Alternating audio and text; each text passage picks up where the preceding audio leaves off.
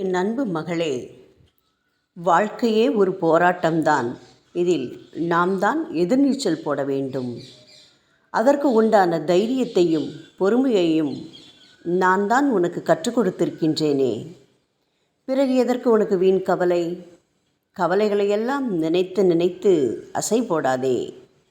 என் சாயப்பா இருக்கிறார், எனக்கென்ன கவலை என்று நினை. மனதை லேசாக வைத்துக்கொள். மகிழ்ச்சியுடன் இரு. உலகில் பிறந்த அனைவருக்கும் ஏதாவது ஒரு விதத்தில் கவலை இருக்கத்தான் செய்யும். நான் இதையும் கடந்து விடுவேன் என்று என் வாக்கியத்தை நினைத்துக்கொள். நீ எனக்கு ஒரு கோவிலோ அல்லது ஒரு சிறிய இடத்தில் பாபாவை பிரதிஷ்டை செய்து வழிபட வேண்டும் என்பது உன்னுடைய நீண்ட நாள் ஆசை. கவலைப்படாதே மகளே, உன்னுடைய ஆசை வெகு விரைவில் நிறைவேறும் காலம் வந்துவிட்டது. ஆசை மட்டும்தான் உள்ளது, அதற்குண்டான எந்த ஒரு அறிகுறியும் இல்லை. ஒரு செங்கல் கூட நான் வாங்கும் நிலையில் இல்லை. இது எப்படி அப்பா சாத்தியமாகும் என்று என்னிடம் வேண்டுகிறாய்?